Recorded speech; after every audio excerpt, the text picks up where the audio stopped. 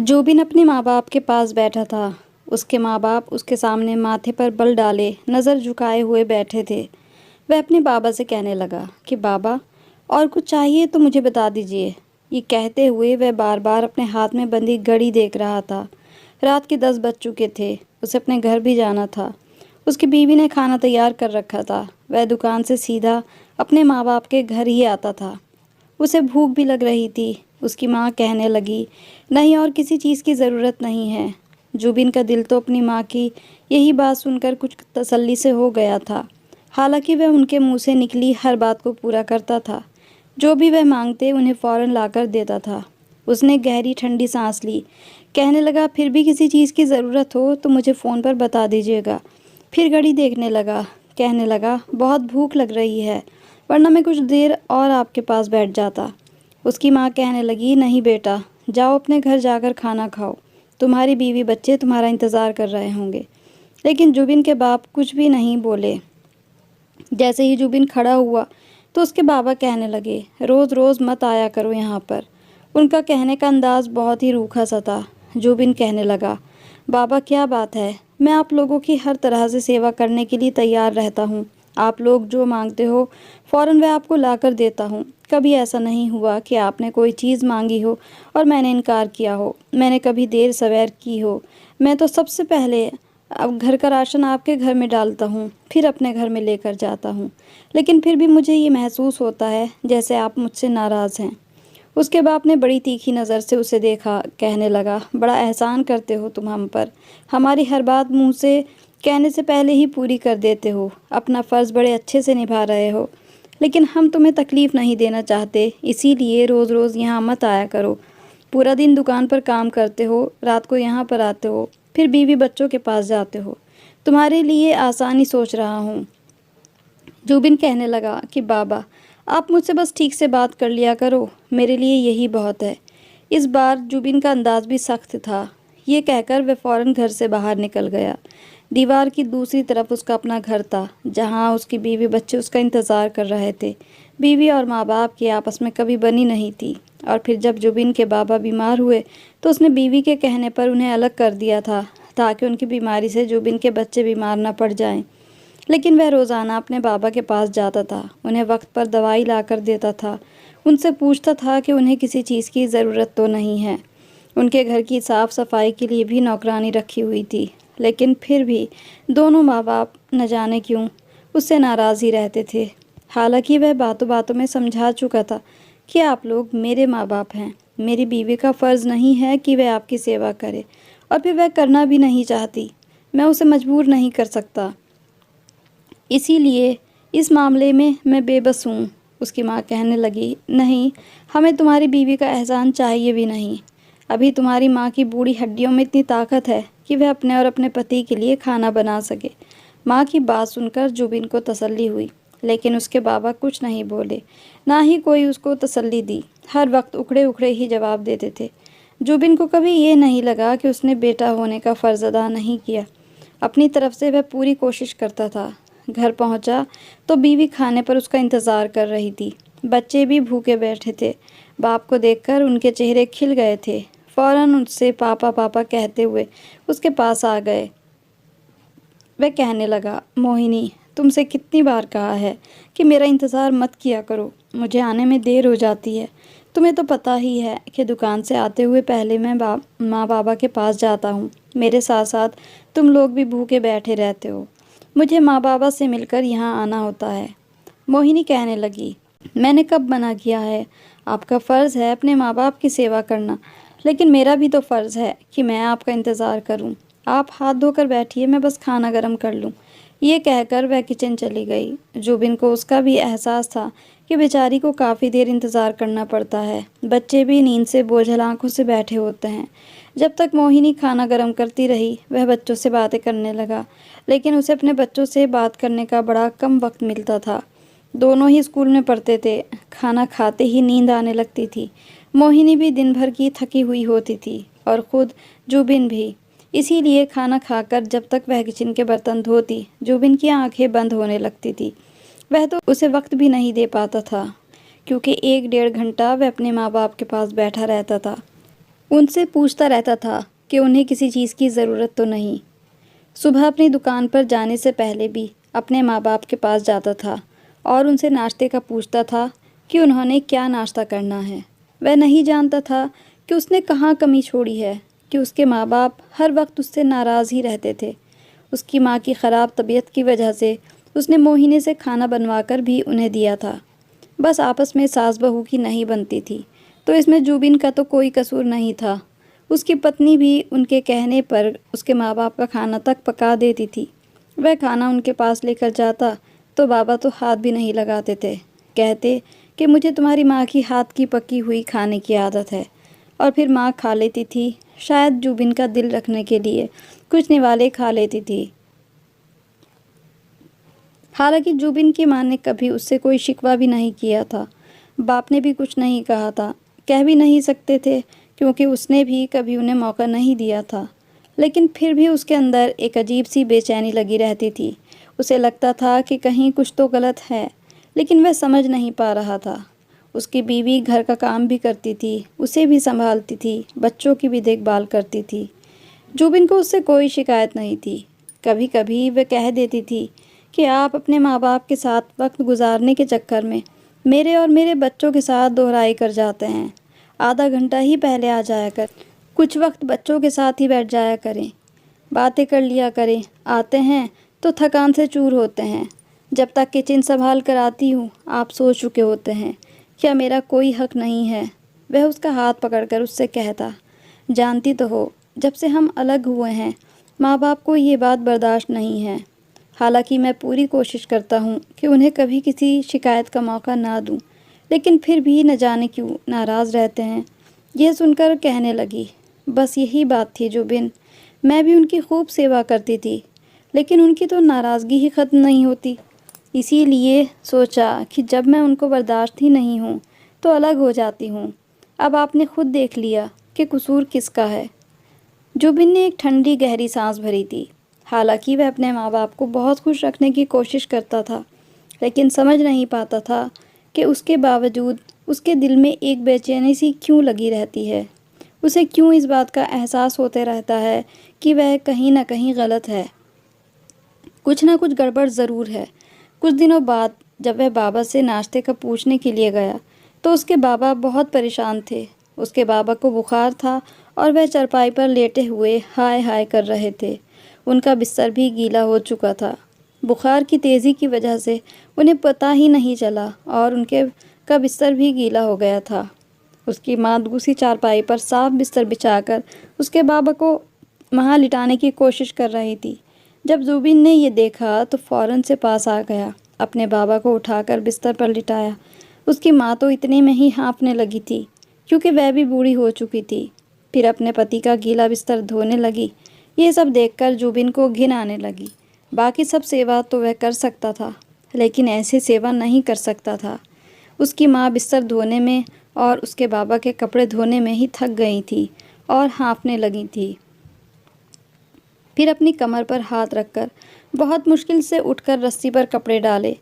वो कहने लगा कि मैं डॉक्टर को घर पर बुला लाता हूँ, वह बाबा को दवाई दे देंगे। उसकी माँ कहने लगी, हाँ ठीक है, डॉक्टर को बुला लो और अपने बाबा की दवाइयाँ भी मुझे दे जाना।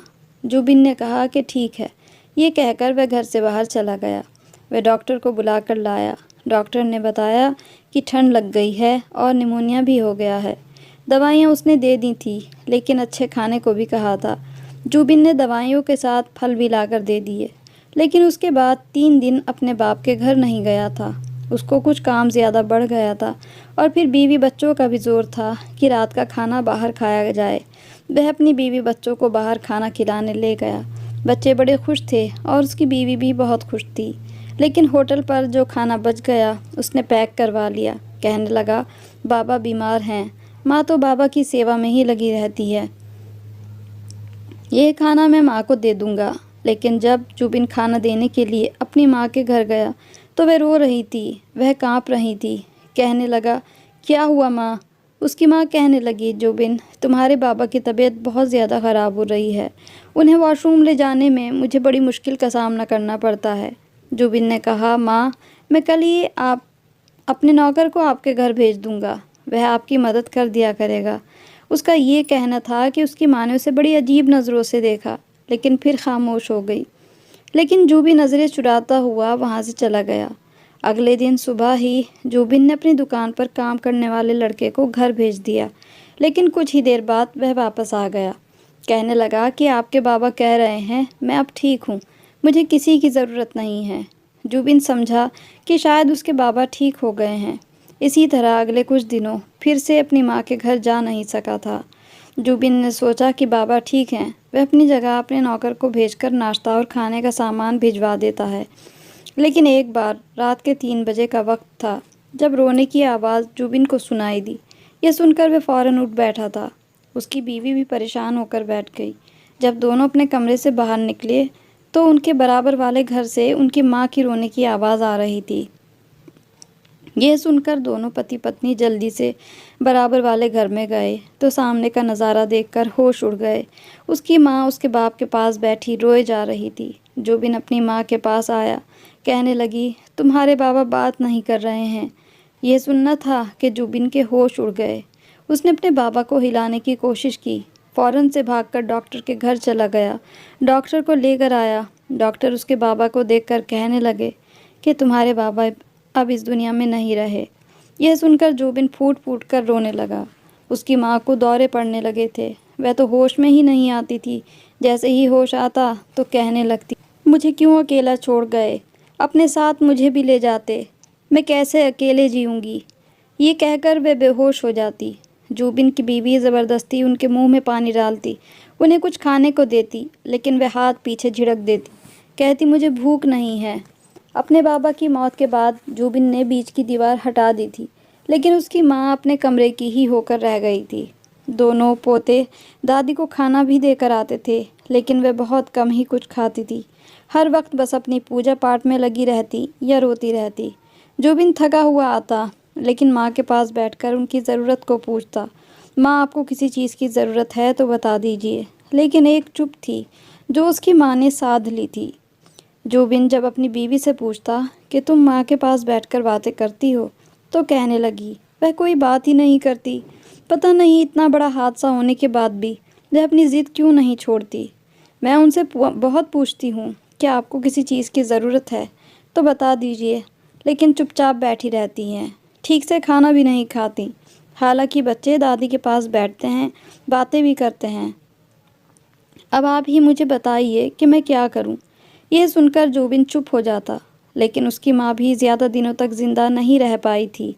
उसके बाप की मौत के 6 महीने ही गुजरे थे कि एक दिन जूबिन का बेटा दादी के पास नाश्ता लेकर गया तो दादी सो रही थी। उसने दादी को हिलाया तो हिल नहीं रही थी। वह तो भागता हुआ बाहर आया था। जूबिन का दिल जैसे धड़कना भूल गया था। 6 महीने में उसने अपने माँ बाप को खो दिया था और उसके बाद उस पर मुश्किलें आनी शुरू हो चुकी थी। पहले कारोबार बंद होने लगा। उसके किराने की दुकान थी और खूब चलती थी, लेकिन धीरे धीरे कस्टमर को शिकायत होने लगी। पुराने कस्टमर भी उसे छोड़कर जा चुके थे। पूरा दिन दुकान पर बैठा रहता, लेकिन ग्राहक नहीं आते थे। वह बहुत परेशान था। घर के हालात भी ख़राब होने लगे थे। इसीलिए बराबर वाला पोर्शन जहाँ उसके माँ बाप रहते थे वह उसने बेच दिया। उसे बेचकर पैसे कारोबार में लगा दिया ताकि काम को बढ़ा सके। जूबिन ने एक छोटी सी फैक्ट्री खोल ली, लेकिन फैक्ट्री को भी कुछ समय के बाद आग लग गई थी। सारा सामान जल गया। नुकसान पर नुकसान हुए जा रहा था। जूबिन रो रो कर दुआएं करता उसका कारोबार पहले जैसा हो जाए, क्योंकि घर के खर्चों में अब उसे बहुत मुश्किलों का सामना करना पड़ रहा था। अब आए दिन उसकी बीवी मोहिनी के साथ उसकी बहस होने लगी थी। वो यही कहती थी कि बच्चों की फ़ीस के पैसे नहीं हैं, कहाँ से पूरा करूं। वह कहता था कि सब कुछ तो कर रहा हूं, अब नुकसान हो गया तो इसमें मेरा क्या ज़ोर है। बच्चों को सस्ते स्कूल में डाल दो, मैं इतनी ज़्यादा फ़ीस नहीं भर सकता। मोहिनी कहने लगी कि कैसे डाल दूं, उनके फ्यूचर का सवाल है। कुछ भी करो जूबिन, कहीं से भी ला कर दो, लेकिन मैं अपने बच्चों की ज़िंदगी ख़राब नहीं कर सकती। जूबिन दिन रात इसी परेशानी में खोया रहने लगा था। सिगरेट पीने लगा था, बीमार भी रहने लगा था, लेकिन उसका कारोबार था कि चलने का नाम ही नहीं ले रहा था। एक बार वे बहुत परेशान बैठा था। अचानक उसके फ़ोन की बेल बजी।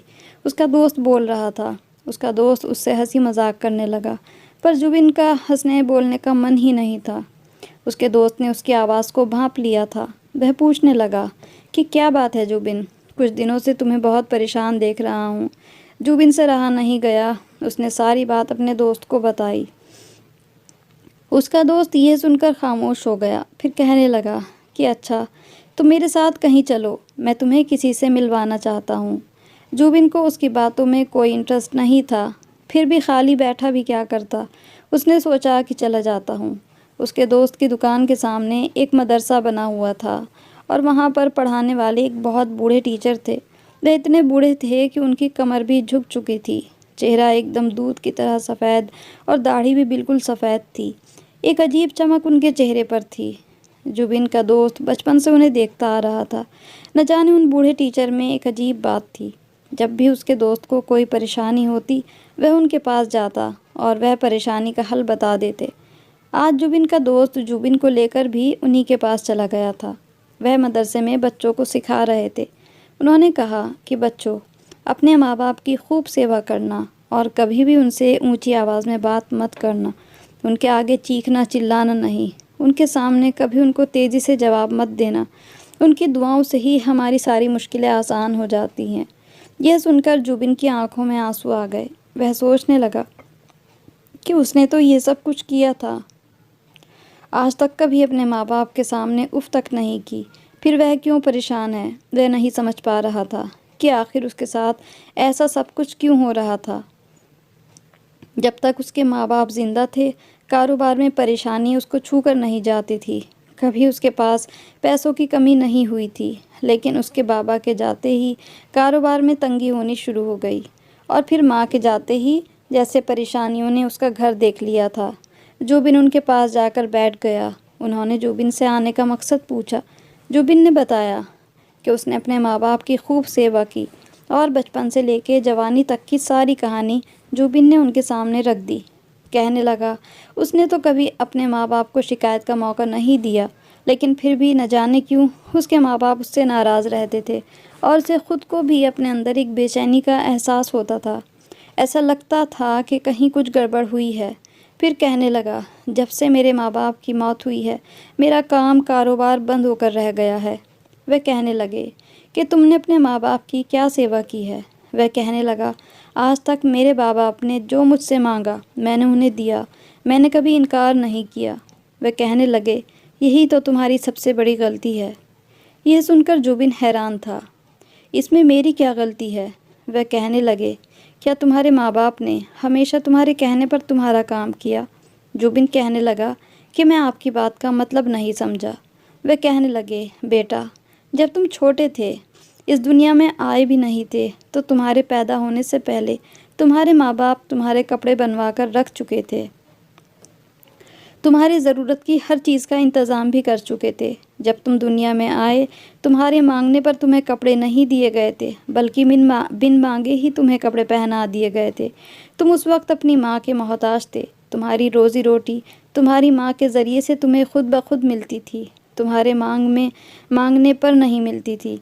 इसी तरह जब तुम बड़े हुए तो तुम्हारी माँ बिना कहे तुम्हें नहलाती थी, यहाँ तक कि तुम्हारे गीले बिस्तर पर खुद सो जाती थी और तुम्हें सूखे बिस्तर पर सुलाती थी ताकि तुम बीमार ना पड़ जाओ।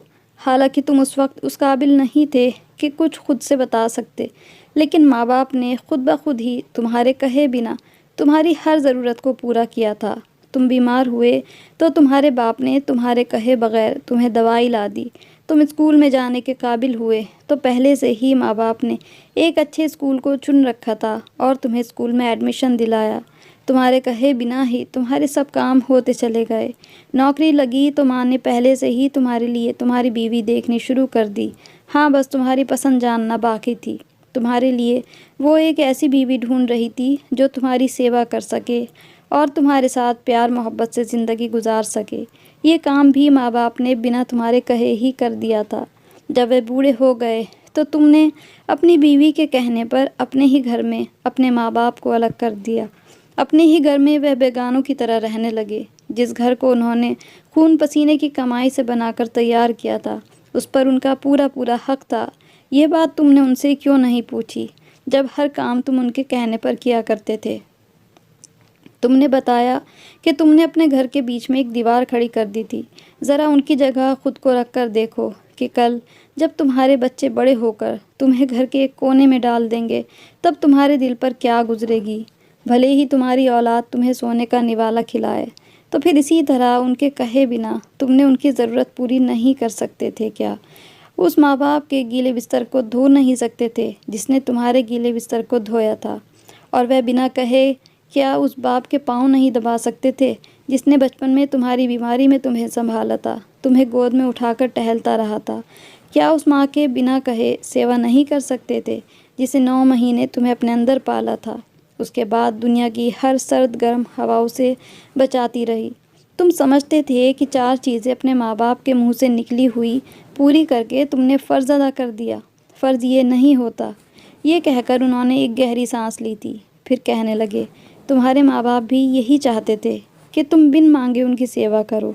बात सिर्फ ज़रूरत के पूरी करने की नहीं होती कि तुमने उन्हें फल लाकर दे दिए या उन्हें राशन डालकर दे दिया। फ़र्ज़ यह है कि उनके पास बैठो, उनकी दिल की बात सुनो, उनके पाँव दबाओ, खुद ब खुद आगे बढ़कर उनकी सेवा करो। लेकिन उसके बाद भी तुम्हारे माँ बाप तुम्हारे कारोबार के लिए दुआ करते रहे। जब तक उनका हिस्सा तुम्हारे काम कारोबार में था, तब तक वह चलता रहा। अब वह जा चुके हैं तो उनके नसीब भी ख़त्म हो चुका है। इसीलिए तुम पर तंगी आ गई है। अपने माँ बाप से माफ़ी मांगो, उनके पैसों से कहीं ठंडे पानी का कूलर लगवा दो। यह सुनकर जुबिन की आंखों से आंसू टपकने लगे थे। उसे आज अपनी गलती का एहसास हो रहा था। सच में वह गलत था और यह गलती शायद अनजाने में हम जैसे बहुत से लोग कर रहे हैं।